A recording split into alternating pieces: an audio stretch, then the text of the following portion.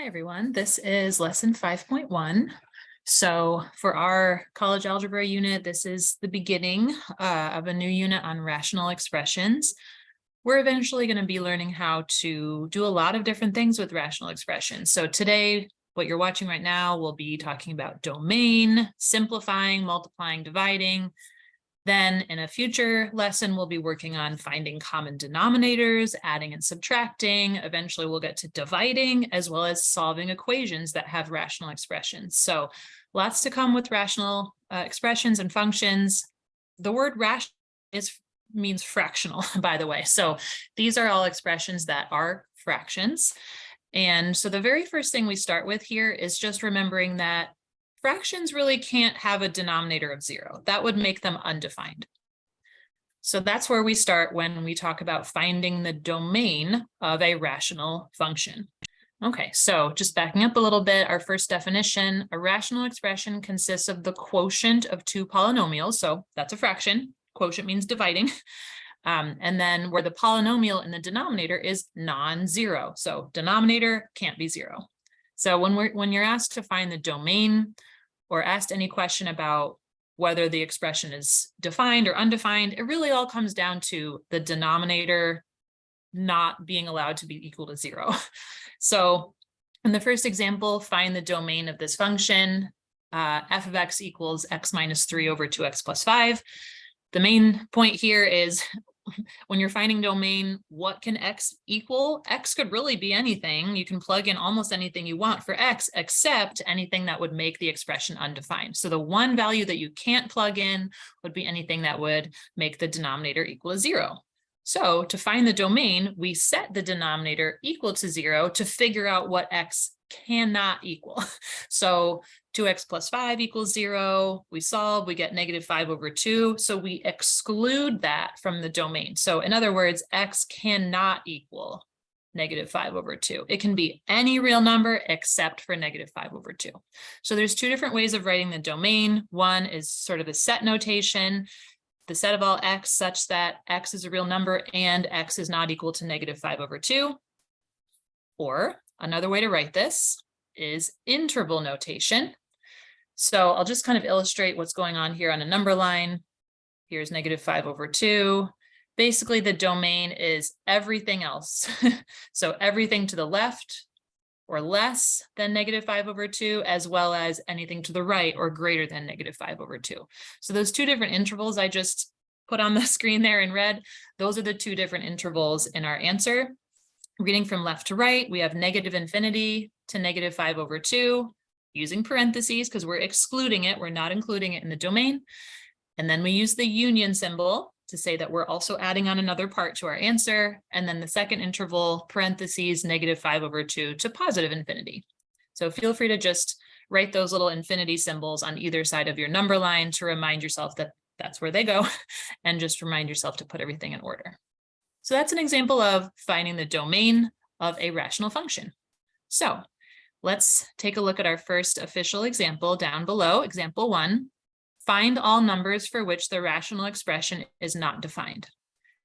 This is a similar question to what we just did, but it's worded a little bit differently. But just keep in mind that that expression not defined, undefined, again, it comes down to setting the denominator equal to 0. Because really, the denominator can't equal 0. So what would make the expression undefined is if the denominator was 0. So x minus 7 equals 0, add 7 to both sides. The only value of x that we get here is just 7. So this is a slightly different question from finding the domain. 7 is the only value that would make the expression not defined. So that's what the answer is. But just so we know, let me clear this. If we wanted to know the domain, slightly different question, that would be negative infinity, comma 7, union 7, comma infinity. So that's answering a different question. 7 is the only answer here for finding all the numbers for which the expression is not defined, but it's very directly related to finding the domain, which is all real numbers except for 7. So negative infinity to 7, union 7 to infinity. Okay. But still, it all comes down to making sure the denominator is not equal to 0.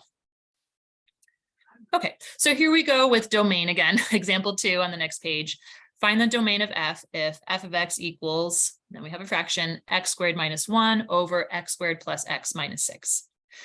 When you're talking about domain of a rational function, you can pretty much just focus on the denominator and making sure that that's not equal to 0. That's pretty much what we're focusing on. The numerator, don't even worry about it. The numerator can be anything. So there's no domain restrictions that are going to come from the numerator. So just leave it. We're going to focus on the denominator. So we're going to factor. We set the denominator equal to 0. Then we solve. In this case, we have to factor because we have that degree of 2. There's going to be 2 values that we get for x. So x squared plus x minus 6, we can factor that as x plus 3, x minus 2. Those are the numbers that multiply to -6 and add to +1, that middle number, the 1 in front of the x in the middle. So when I set each of these factors equal to 0, what we get is x equals -3 and x equals +2. Keep in mind, what we just found is the domain is all real numbers except for those. So really, I can go through and just cross out these equal signs. The domain would be all real numbers except for -3 and +2. Okay, as I scroll down, we'll be able to fill in the blanks down below. So the domain of f is the set of all x such that x is a real number and x cannot equal -3 and x cannot equal +2. In other words, as an interval, what we would say is there's actually 3 intervals here. So let's see that on a number line so we understand where that's coming from. So because we're excluding these 2 values from the domain, we're really splitting up the number line into these 3 intervals. Everything to the left of -3, everything to the right of 2, but also everything in between. All of those values are part of the domain. It's just that we're not including -3 and +2. So take a look at the number line. Notice those 3 separate intervals going from left to right, -infinity to -3, parentheses, union. Now we name the in-between interval, parentheses, -3 to 2, union again, and then 2 to infinity. So that should help with your filling in the blank. Over here, -infinity to -3, union, -3 to 2, union again, 2 to infinity. So notice we have commas in between within the parentheses, and then we're only using parentheses, no brackets, because we're not including these endpoints. That's the whole point. We're not including -3 in the domain. We're also not including 2.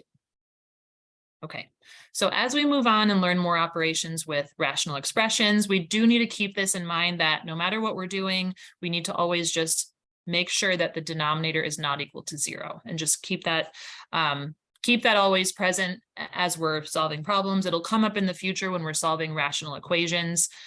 So like if you get a 2 for an answer, and if you were solving an equation with this expression, you actually couldn't use 2 in your final answer because it would make the expression undefined. So just always, this is something we need to keep in mind, that denominators cannot equal 0. All right, so moving on to the next little topic here, simplifying rational expressions. This is kind of like reducing a fraction. So we're removing factors of 1. In other words, we're canceling out common factors. Okay, so I'm just going to write some notes here. All right, so of course, we've been factoring for a while. We're going to keep factoring. It all comes down to factoring. So factor the numerator, factor the denominator. Once you do that, cancel out common factors. That's what we mean by removing factors that are equal to 1. So if there's a factor of 2x in the numerator and another factor of 2x in the denominator, we can cross those out. All right.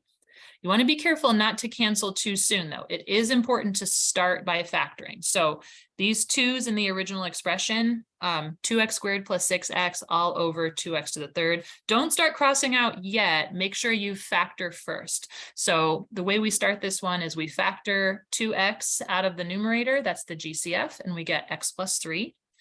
In the denominator, it's just 2x to the third. You don't necessarily need to rewrite it in the way you see here.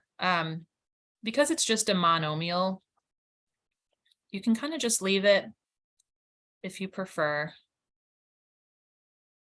as long as you realize that now that the numerator is factored, the denominator, you can't really factor it in the traditional way. It's just one single term. We can start canceling out common factors. You can even break it down and maybe just now cancel out the factors of 2. So I can cross out the 2's here. And then in terms of the x and the x to the third, we go back to the rules of exponents that we've learned about. You can use the quotient rule and subtract exponents.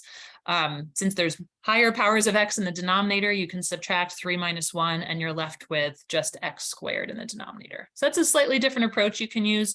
Or as you can see in the typed out example, one way to write 2x to the third is to just break it up into 2x times x squared.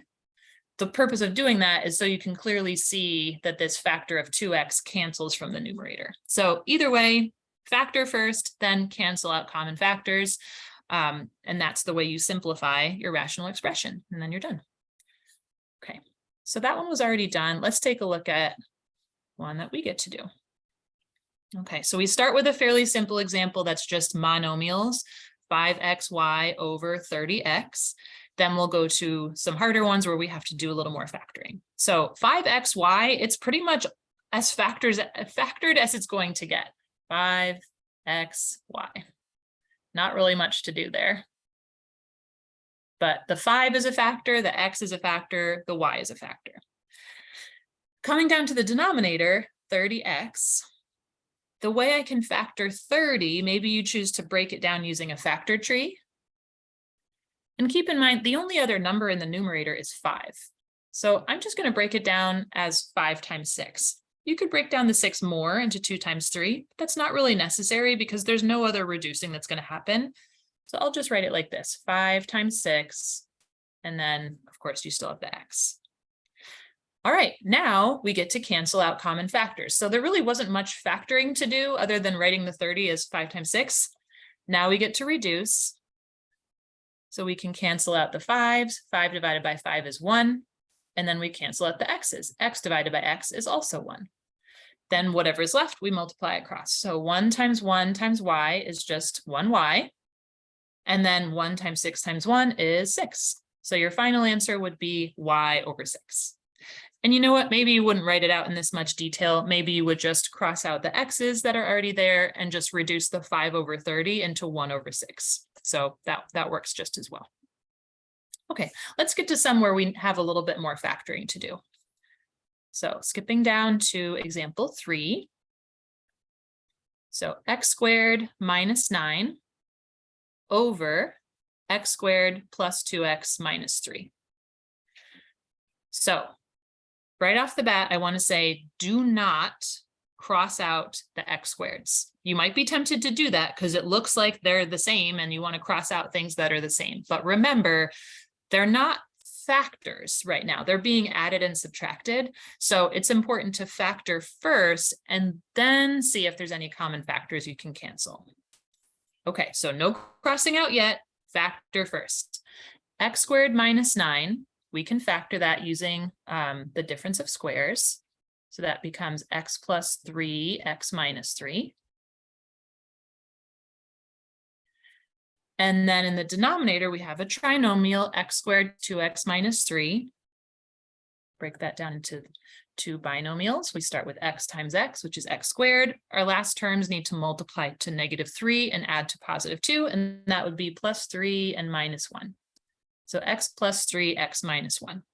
So now that we have factored the numerator and factored the denominator, now we can cancel out common factors.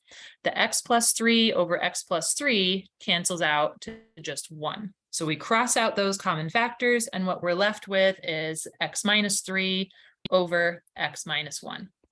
And that is the final answer. You might want to insert some parentheses here in your final answer, just to remind yourself that the x's are not separate factors that can cancel out. Can't divide the 3 and the 1. The x minus 3 is its own factor. The only canceling you could do would be if there's another x minus 3 in the denominator, which there is not. So you're done. Final answer would be x minus 3 over x minus 1. So the main idea there is we factor the numerator, factor the denominator, and then cancel out common factors. All right. Example 5 down below, a little bit different. p minus 7 over 7 minus p. Okay, so I'm still going to use the same approach. Factor the numerator, factor the denominator, then cancel out common factors. P minus 7, you can't really factor that. It's just going to stay p minus 7. So I'll just copy it as it is. And you might say the same thing about 7 minus p. That's also not factorable. So now what do we do? But I'm guessing most of us notice, okay, there's a p and there's a 7 and they seem the same, but they're not the same. So what's going on here? 7 minus p, it's almost a little bit backwards, right? So what we can do is if we really want to switch the order and put the p first and the 7 last, we can't quite do that. But what we can do is factor out a -1. Negative p divided by -1 becomes positive p. And I can write that first. 7 divided by -1 can become -7 or -7. Okay, so let's just rewrite that in the fraction. So this is using a formula that you may have seen before. Just rewriting it on the right side. So if you have an expression b minus a, the way I think of this is it's a binomial, there's subtraction, and it feels backwards. I'm using air quotes here. B minus a, we really want it to be a minus b. We can do that if we factor out a -1. You can't just rewrite it. So for example, 2 minus 5, not the same as 5 minus 2, right? Those are not equal. But if you factor out a negative, then you can sort of force them to be equal. So b minus a is equal to -1 times a minus b. So for us, 7 minus p, factor out a -1, we're left with p minus 7. Now we can cancel the p minus 7s.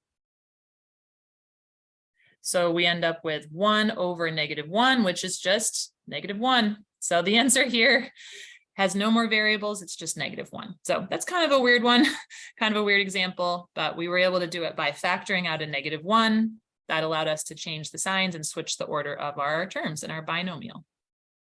Okay, very good. So that might be a good place to take a little pause for yourself. We're about to move into multiplying and dividing, building on what we just did. Still, it's going to involve factoring and canceling. Still, it's just a little bit more. So instead of one fraction or one rational expression at a time, there's going to be 2 or even 3 sometimes. So we see an example with multiplying 8 over 3x times 5x squared over 2. The main idea is we're factoring as much as possible, writing out the variables as much as possible, breaking down the numbers as much as possible, and then canceling out common factors. So in this case, the x squared got written as x times x. We could cancel out a factor of x. The 8 got factored into 2 times 2 times 2. We could cancel out a common factor of 2. Then we multiply everything that's left, and we got 20x over 3. That's an example with monomials. Our focus will mostly be with longer expressions that involve a little harder types of factoring. So let's take a look at our example 2 down below. Okay, so we have x to the third minus 5x squared over x squared plus 6x plus 5. That's its own problem right there. Factor the numerator, factor the denominator, times. Now we have another fraction that can be factored, x squared minus x minus 2 over x cubed minus 25x. So it's basically 4 factoring problems in one. So treat it like that. You have 4 little mini factoring problems. And then hopefully we'll see common factors in the numerator and denominator that we can cancel. So factoring, then canceling. Here's our numerator. X cubed minus 5x squared. We can factor out x squared and we're left with x minus 5. There's our numerator, first numerator. So we took out a GCF of x squared. Denominator, x squared plus 6x plus 5. We can factor that into 2 binomials, starting with x. We need factors of 5 that add to 6. That would be plus 5 and plus 1. So far, there's nothing we can cancel out in this one individual fraction. We're going to move on to the next one. Here's our second fraction. X squared minus x minus 2. We can factor that as 2 binomials, x times x for our first terms. The last numbers need to multiply to -2 and add to -1. That would be minus 2 plus 1. So you might notice, ooh, the x plus 1s, they're kind of diagonal from each other. those are going to be factors we can cancel. You can cross them out right now, or maybe save it till the end. But any common factor in the numerator and denominator, whether they're in the same fraction or not, they're kind of diagonal from each other when you're multiplying, we still get to cancel out common factors. All right, and then let's see. Our last part here, x cubed minus 25x. We can factor out x. And we're left with x squared minus 25. Ooh, that's a little tricky because that can be factored more. Okay, one thing at a time here. So let's just take a look at what we have so far and see what we can cancel out. Looks like we can cancel out the x plus 1s. We can also cancel out x squared and x. X squared divided by x. We would basically have one factor of x left over. So picture that there's two x's in the numerator divided by 1 in the denominator. So 1 cancels out, 1 left over.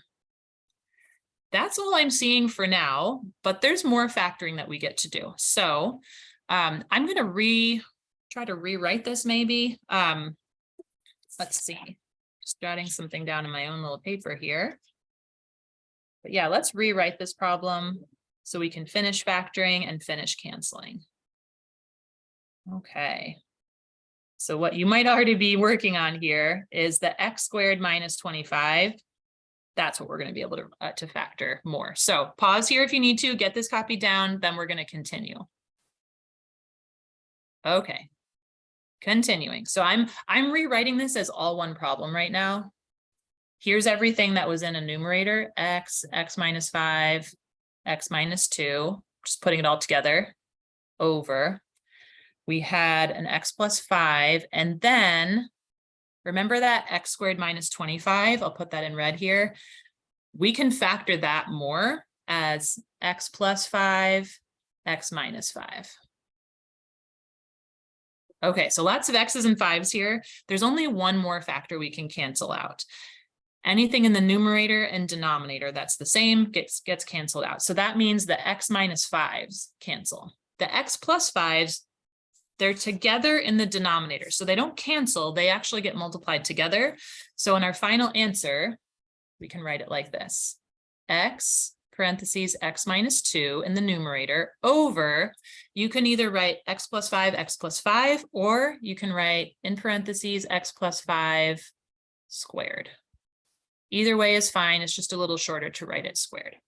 So that one was trickier because it had some extra factoring that we could do in that last expression. We took out an x, but then the x squared minus 25 got factored even more.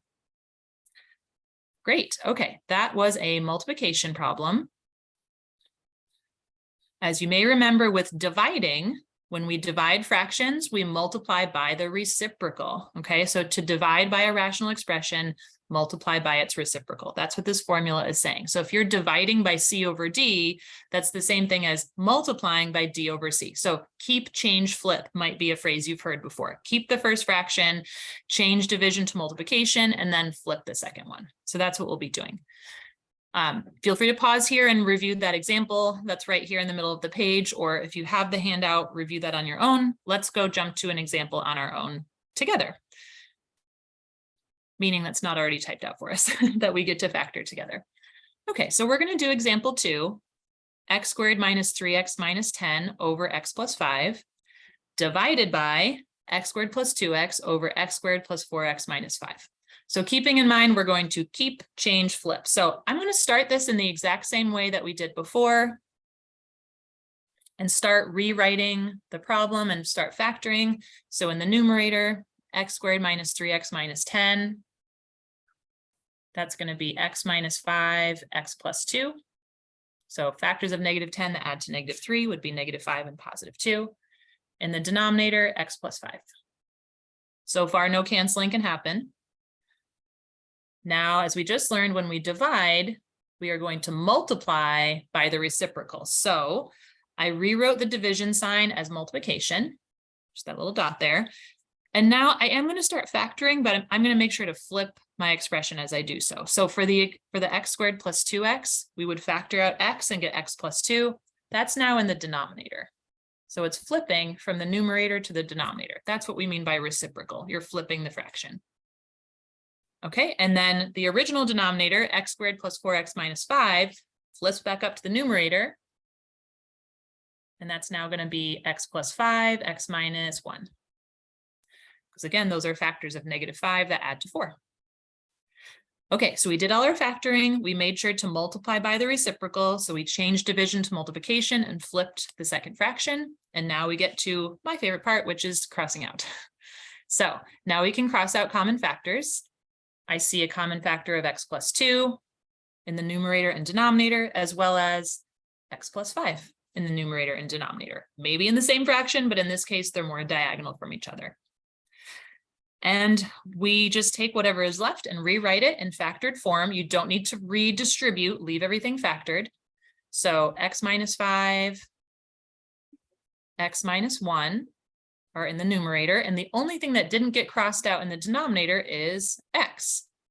So our final answer in a fraction would be x minus 5 times x minus 1 in the numerator all over x. Okay. Very good. And we can't cross out that x because that's its own factor. There's no other factor of x by itself in the numerator. Can't cross out the x and the x minus 5 or anything. So that's as far as we can go with that one. Okay. I think we made it. So those are the examples for simplifying, multiplying, and dividing rational expressions. I'm just kind of taking a little preview here of some of the practice exercises that you would find, talking about undefined, domain. I kind of scrolled past, here's some vocabulary. Oh, no, true or false questions, sorry. So you can kind of review those on your own. We might review them in class as well. And then we have some practice simplifying where you're factoring and canceling. We have multiplying, again, factoring and canceling, just with 2 fractions instead of 1. And then the last few involve dividing. So this is where you multiply by the reciprocal of the second fraction. So keep the first fraction and then change division to multiplication and then flip the second fraction. So I'm seeing some harder problems here on the back. I have a feeling we might go over one or more of these in class. Just a couple things to point out. Number 15 under dividing, the y cubed minus 8. Remember, we need to know the difference of cubes formula there in order to factor that one. So just keep that in mind, difference of cubes. And then number 16, I might not do the whole thing right now, but just to kind of get you started. As you can see, it's kind of a longer problem. There's a fraction divided by a fraction times another fraction. So as I start this one, I would make sure that for the division part, I would flip that one. So you can still start by factoring in the numerator and denominator for the first fraction. But when you get to the second one with division, just make sure you're flipping it. So for example, that 5y minus 10x, I would factor out a 5 and write y minus 2x here. Okay, and then in the denominator, what was originally the numerator, x squared plus 3xy minus 10y squared. I would factor that, x times x. Factors of -10 that add to 3 would be positive 5 and minus 2. Plus there's y's there, so plus 5y and then minus 2y. Okay, feel free to pause here if you've had enough, but I might just keep going because this one is looking a little tricky. So let's see. Backing up to the first fraction, 4x squared minus 25y squared, that would be 2x plus 5y, and then 2x minus 5y. It's getting a little crowded here. 2x minus y, I'll just leave that in the denominator. And then let's see, for that third fraction, it's multiplication, so no flipping for that one, just leave it as it is. Let's see. So x squared minus 4xy plus 4y squared, set up 2 parentheses, x times x is x squared. It's going to be minus 2y and minus 2y. So x minus 2y, x minus 2y. All right, and then we have 2x plus 5y in the denominator. All right. Let's see what we can cancel. We'll have to maybe rewrite and reevaluate in a minute, but let's start crossing stuff out. Let's see. So 2x plus 5y cancels out. Notice how far away these expressions are from each other, but as long as you have something in the numerator and something in the denominator, you can cross them out. What else? Let's see. Ooh, x minus 2y and x minus 2y. Okay. Ooh, all right.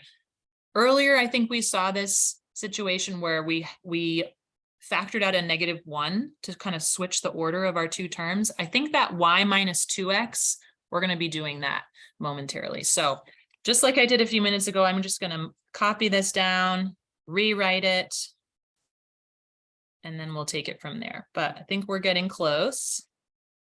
2x minus y, x plus 5y. We got everything. Okay.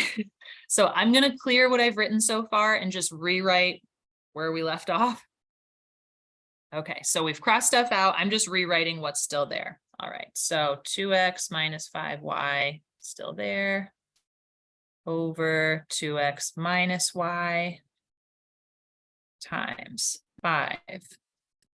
Here's where I think we can factor out a -1. We originally had y minus 2x, but I'm going to factor out a -1 so that I can write it as positive 2x minus y. That's going to allow us to cancel with the 2x minus y in the denominator of the original fraction. That is tricky. And then we still have x plus 5y.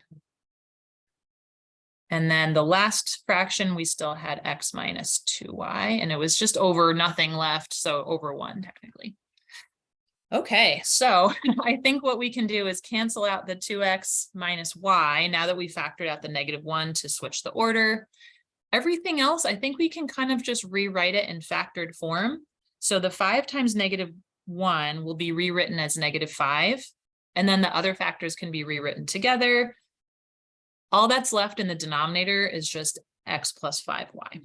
Okay, so one more time rewriting. So here's what we should get for the final answer. -5. Oh, shoot, I missed it. Okay, wait, I have to undo it. Sorry. Oh, no. Okay. -5, 2x minus 5y, x minus 2y, all over x plus 5y. Okay, this should be maybe a bonus question on the test. All right, we can do it. It's just a bit much. Okay. So -5, 2x minus 5y, x minus 2y, all over x plus 5y. So I'm doing a last little check here. There's lots of x's and y's and 5's and 2's, but none of those factors are the same. So there's no more canceling that we can do, and we're done. So if you made it this far, thank you. Good job. As always, let me know what questions you have, and we'll do a brief review of this section in class, very brief, and then we're going to need to know all these steps, factoring and canceling, as we move on into finding common denominators and then adding and subtracting. So good job, and yeah, be in touch if you have any questions, and I'll see you soon. Thanks.